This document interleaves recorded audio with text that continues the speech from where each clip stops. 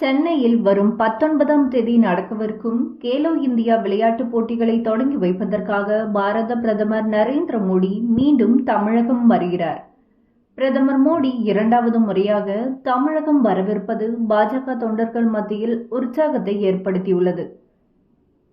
பாரத பிரதமர் நரேந்திர மோடி கடந்த 2ஆம் தேதி தமிழகத்திற்கு வருகை தந்தார். அப்போது திருச்சி பாரதிதாசன் பல்கலைக்கழக பட்டமளிப்பு விழாவில் கலந்து கொண்டு மாணவர்களுக்கு பட்டம் வழங்கினார்.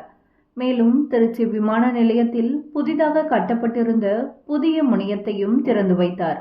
அதோடு 19,850 கோடி ரூபாய் மதிப்பிலான பல்வேறு திட்டங்களுக்கும் பிரதமர் மோடி அடிக்கல் நாட்டினார்.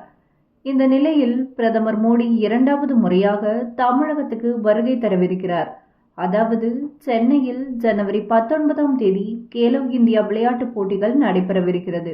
இப்போட்டிகளை தொடங்கி வைக்க வருகை தருமாறு டெல்லி சென்றிருந்த தமிழக இளைஞர் நலன் மற்றும் விளையாட்டு மேம்பாட்டுத்துறை அமைச்சர் உதயநிதி ஸ்டாலின் பிரதமர் மோடிக்கு அழைப்பு விடுத்தார்.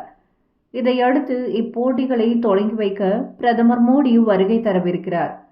தொடர்ந்து திருப்பூரில் கட்டப்பட்டு வரும் இஎஸ்ஐ மருத்துவமனையையும் பிரதமர் திறந்து வைக்கிறார். மேலும் பாஜக சார்பில் ஏற்பாடு செய்யப்பட்டிருக்கும் பொதுக்கூட்டத்திலும் பிரதமர் மோடி பங்கேற்கிறார்.